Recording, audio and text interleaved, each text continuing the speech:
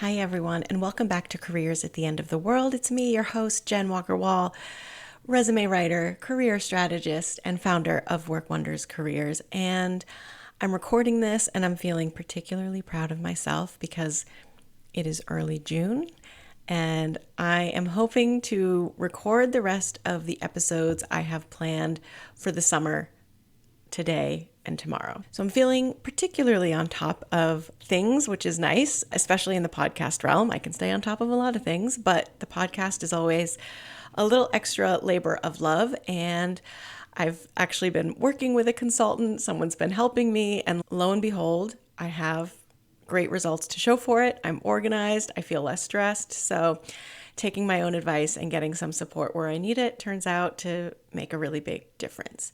I'm also able to plan a little bit in advance because I know for sure there's going to be a little August hiatus for the podcast. I'm going to take the month of August off from podcasting and creating new podcast episodes.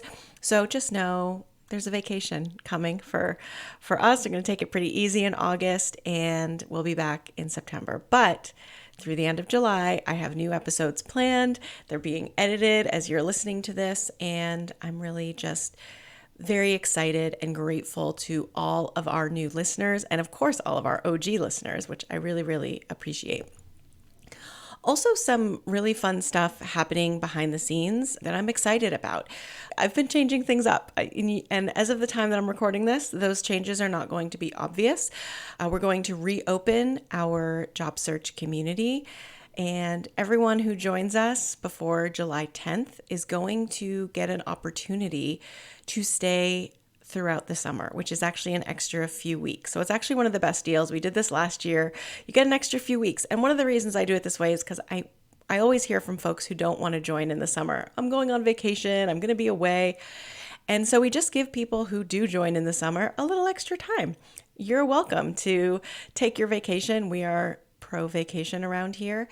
So keep your eyes and ears open for more information on enrollment dates.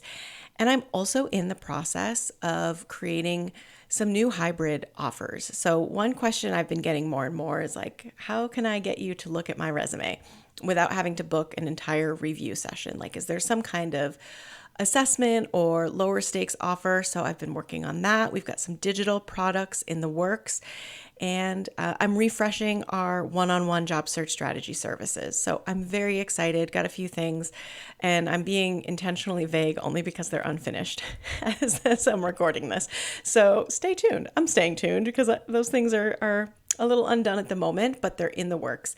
And it feels very aligned. It feels like I'm headed in the right direction, and I'm feeling very excited about it. So thank you for being here. Thanks for sticking around and checking out our workshops and services and all that good stuff. I was really inspired to address today's topic, not because a lot of people are coming and saying, gosh, I think I've made a mistake. I regret decisions I've made. But this has been a really common theme once we really get into it with clients. Like, you really start to hear how they've been second guessing themselves and how they're starting to regret, or at least starting to express how much they have regretted or think they've made an error somewhere in their career that's really, really held them back. So in today's episode, I want to talk about career regret and how to see it as a detour rather than a dead end, and to offer some ways that we can transform regret into redirection. Okay.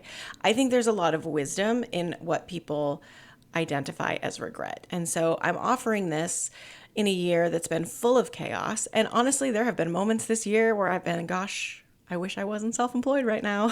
This is kind of scary. There have been moments where I've thought, gosh, wish I didn't stake my whole career on higher education and healthcare. Seems like that was not a good decision. And I asked the question on Instagram and on TikTok, like, do you have career regrets and what are they? And people shared so many different things. I'll share a little bit about what I heard. People stayed too long because they were comfortable. This actually came up quite a bit. They were comfortable. I'll circle back to that. I have a lot to say about that. I also heard from a lot of moms, honestly, who either took time off or tried to work through parenthood and, really regret the situation that, I think unfortunately parenthood and motherhood does in the US, which is force you to make some really, really difficult decisions that are, not always easy to get back into the workforce when you've been out for a bit, right? I also heard from people who have disabilities now, maybe post-COVID or just because, things that happened to them in their life, and how difficult it's been to like reorient their career. And I'm going to put my sociology cap on and just point out that there's not, in any of those scenarios, capitalism and our culture around work here in the US, and I know not all of you are in the US, amazing, good for you, but some of us are, most of us are, I don't know that these problems exist in the same ways elsewhere. And I'm not trying to like over romanticize any other place other than the US, but it does seem like a lot of these challenges around health, comfort, not being able to choose a job that you're comfortable in.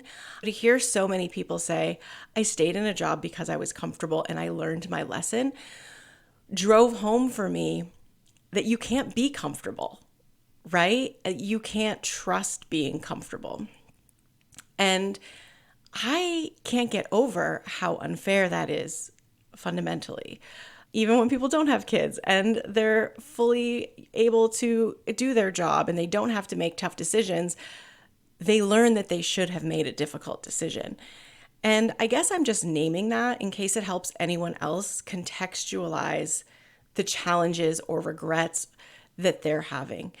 It's not so much about an individual decision that you made, but it's about the context in which we're working, coerces in some ways ambition out of us. And I think that sucks, actually. I think that sucks. I think it sucks. That's where I land. It's not the most intellectual answer, but I think it's worth talking about. People ask me a lot about, well, I've got this career gap. What am I going to do? It's very hard to have a career for 30 or 40 years and not have a gap of any kind, whether that's for care work or a chaotic economy that doesn't provide jobs and continuity in a good, reliable way. Like, it's just very difficult. I see a lot of people who take a break for some, I'm using the word break in air quotes here because it's not really a break. They take time out of their career to do other things that are often also work. It seems like we need to contextualize our choices as not just being things of free will, that we are interfacing with really difficult economic conditions, right? Because if most people don't work, they don't have access to healthcare. They don't have access to housing. And I think that's just an important thing to keep in mind here. So I've seen this really emerge in clients this year because so many people are struggling in this moment, right? Their industry sometimes doesn't exist really anymore, or certainly doesn't exist in the way that it used to. We see this with science. We see this with humanitarian, international development work. Those things are just completely different than they were. I see this with creative professionals who, to me, appear to be some of the earliest victims of AI. I want to help people reframe their relationship to regret from a mistake that they made that's impossible to overcome to what was probably the best possible choice in the moment, given what you knew about yourself and work. I rarely have the chance to speak with someone one-on-one and not hear regret around perceived mistakes that they made that held them back. And it's tough because I think about how these things add up, like never getting your car oil change. Things will not be running optimally if you're trying to make a transition. If we are telling ourselves, you made a mistake, this is impossible to correct, this is irreparable, it's really hard to have a positive transition process or to even believe that a transition is possible for you. Something that I think is helpful is to name what it is that you regret, to make space for it, because keeping it inside, I don't think gives you any way to work with it, to understand it, to learn from it. Because I think by talking about some of these experiences, you can gain greater clarity. You can learn about what you actually need versus what you thought you need, or what this system that we're working within actually requires and demands versus sort of like those rose-colored glasses we all had on when we, graduated from school and we're trying to do good things in this world. Most importantly, the piece that I care about is regaining self-trust, trusting yourself to make decisions in the future if you feel unhappy with the ones you've made in the past. And what that looks like is different for everyone, but that's a very specific challenge that I think is critical to overcome in order to take your transition, make your next move, and have that come to fruition. It's very easy to judge yourself in hindsight. It's very easy to Monday morning quarterback everything or anything that's already happened. What's harder is to think about what you learned from that moment and how you're going to integrate that into your decision making and criteria moving forward. And that's really where we need to be. We need to be doing the hard work, not the easy work of self-judgment, but the hard work of understanding ourselves better and integrating that into our criteria for what we want and need in the future and how we're going to get there. Regret often highlights being torn in two impossible directions. Do you want to take care of your kids, your aging parents, your own health issues, or do you want to have a career? Those are really difficult things to wrestle with. Work is not set up for people to take care of themselves and the people they love, the people they're responsible for. To me, a lot of our stories around regret reveal the need for a much broader and much more robust safety net.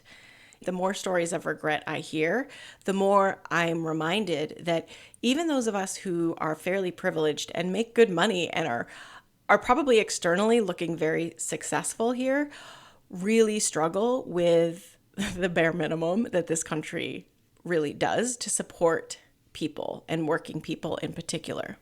It's terrible that we can't optimize for comfort. It's terrible that we can't optimize our careers for caregiving in the ways our lives and families need. That is nobody's personal failing. And if these are some of the things that have been on your mind, I ask you to put them in context of the limited ways in which we actually get to make decisions and choices here. A lot of those choices suck, right? And so sure, we're making choices, but we're not at an all-you-can-eat buffet. There's 2 items on the menu here, and neither of them are palatable, I think, for most people. If for some reason the existence of capitalism, end-stage, late-stage capitalism, doesn't provide the context you're looking for, I think we also forget that our career is partly developmental. It's a learning experience. We are supposed to learn from our experiences and make better decisions, the best possible decisions we can make based on what we are learning about ourselves and our skills and where we want to contribute and how we want to contribute. Some questions that you might want to ask yourself, maybe good reflection prompts here, is what do you wish happened differently and why? What would the version of you now tell younger version of you with all the perspective and hopefully less judgment, right? What do you want them to know? What have you learned about yourself and what have you learned about work in general and your career and your hopes for your career? Those can and should shift over time too. And then I would ask you to also consider what's possible now. That question leaves a lot on the table. And if you are looking to rebuild self-trust, I really like to think of this as like a muscle. Like, where can you start small and trust yourself to make a good decision? How can I affirm that I make good decisions? By going through a process and evaluating the ones I don't love anymore. What did I miss there that I see now that I didn't see then. A few practical steps. Think about small steps at any given time. I see this with some clients where it feels like they suffer some kind of professional setback. They left on bad terms, the relationships weren't good, the workplace was toxic. And one way that we try to respond is by proving we belong at like very highly competitive employers. In my view, that is often an overcorrection to the wrong problem. If you are in a really toxic workplace, if you left a really toxic environment that had left you like, do I know myself? Do I have a good perspective on what I'm bringing to the table? I would really think about finding a healthy workplace instead. This is what we want to address, is resetting your expectations around a healthy workplace. And it's very tempting, and I've done this personally, and I'm not proud. I am kind of proud of it, but I shouldn't be. Like, I don't think it should be a point of pride, which is like, you leave someplace and you want to be like, I don't even need this. I'm going to go someplace better. I'm going to go to a competitor. I'm going to go to a more well-known competitor. And I get it because I've done it. And from my vantage point, it often looks like an overcorrection of trying to prove your worth. And I think your worth is guaranteed. It is absolute. It is completely disentangled from my perspective, from your employer, your employment status, whether you're working at all, whether you even like to work.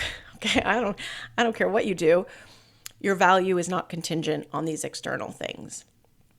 And if you are someone whose mistake was, I stayed too long in a toxic working place, or I don't think I left things right, or I don't know if I trust myself to be good at my job, the way to correct something like that is to not overvalue external factors, but to value internal factors. So how can I find a team that communicates clearly and provides feedback in a responsive, responsible, quick, efficient, kind way, right?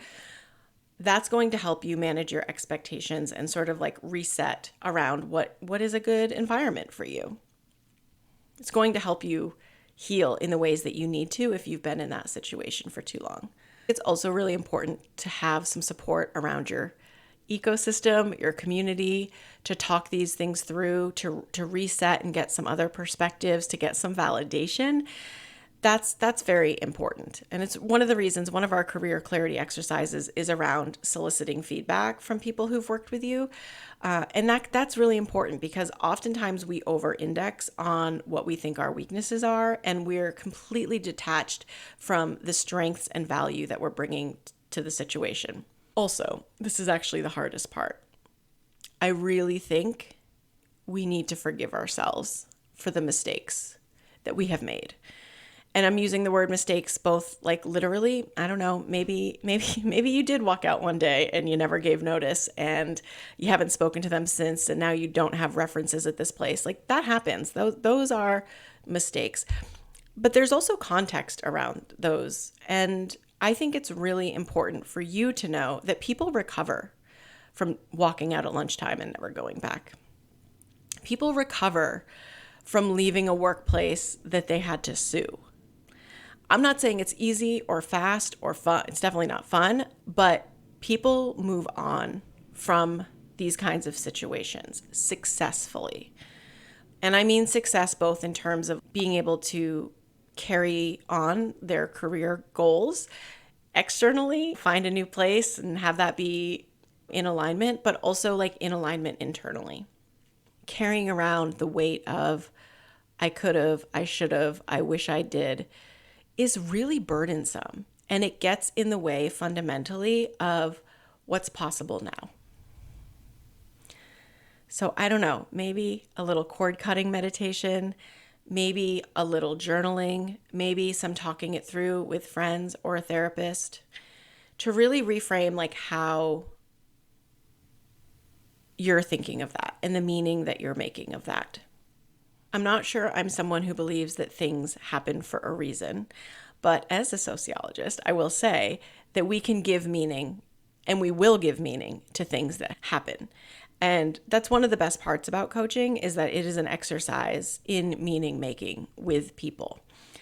And people often come to me making the worst possible meaning of what's happened to them at work and in their career.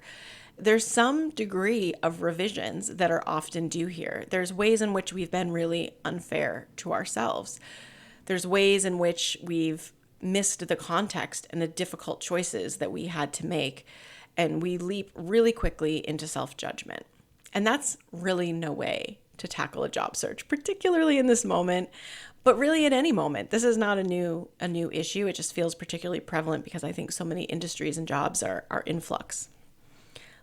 I always say, look, I wish I'd started a TikTok account in 2020. Okay. I wish I started a makeup YouTube channel in like 2012, but I didn't, and while yes, I do occasionally indulge in what my life would look like if I had, I really just kind of focus on what's possible for me now. I recently read this really incredible book. It really resonated with me. And it's a chaos magic book. So I realize that may not be your thing. It's my thing. The book is called Weaving Fate, Hypersigils, Changing the Past and Telling True Lies. And I was really enamored with the title, which is why I bought the book. And I'm so glad I did, because I'll save you some of the more, magic-y parts. Feel free to buy the book if that's your thing. I'll link to it in the show notes here. But there's a journaling technique in this book that I am obsessed with. And it is about, as you can see, like changing the past and telling true lies. It's, I'm oversimplifying in a massive, massive way here, but just for brevity's sake, it's about really allowing yourself to play out a scenario that you wish had gone differently. And I think that's like a really powerful way to refocus our thinking on that, the piece around possibility, rather than regret, rather than a mistake, rather than an error. Because possibility builds opportunity and self-trust, but focusing on the mistakes can really erode that. And really spending some time thinking out, well, now that I know what I know, what would look different? And it might help you really strengthen your connection to how you want to show up in your career now. And that's what's really important. So I'll link to that book. I think it would be a great book for folks who are struggling with this particular thing. I have been using these prompts, but I've also just been using them as a thought exercise. And honestly, that is really powerful for me too. Like, what if this had gone differently? Like, let that play out in my brain. Like, how do I imagine that playing out? And like, is that impossible for me now? Like, no, it's not. Other than the going TikTok famous in 2020, that would have been nice. It's a very powerful way to create opportunities. And that's really what our work here is about creating opportunities. And often what people see as an ending or a brick wall, right? Like just an immovable obstacle, can truly be transformed into a door with the right approach, with the right questions, with the right goals. So if this is something you are struggling with, I hope this episode gives you a few nuggets to really consider here so that you can work with this moment and turn it into an opportunity to shift how you're moving right now, to shift back maybe towards the goals you had if you moved away from them, or to give yourself permission fully to show up in the ways that your life demands rather than just like what your work demands, and to forgive yourself and put blame where it belongs, right? Really around the structures and institutions here that create such difficult challenges for working people to begin with. I'd love to hear from you if this resonated, if you have thoughts, if you have questions. The best place to find me these days is over on LinkedIn. I am also on Instagram. I'm actually also on TikTok. Maybe I haven't missed my moment. I'm trying to be in all the places right now. Jupiter is transiting my 10th house, so I'm trying to take full advantage of that. And if you liked this episode, if it was helpful for you, I would love it if you would leave us a review. That really helps us get new listeners. And please feel free to share any episode that resonates with you on social. I'm really trying to pour a lot of love and attention into this podcast, and I really appreciate everyone's help and all the tags and all the feedback and all of the nice reviews so far. So thank you so much for that. Feel free to keep it up. It's a huge help. And I'll be back in a couple weeks with a whole other episode for you. I'm actually going to revisit our resume strategy and what that really looks like for us here in the summer of 2025. All right. Have a good couple of weeks. I will talk to you soon. Take care.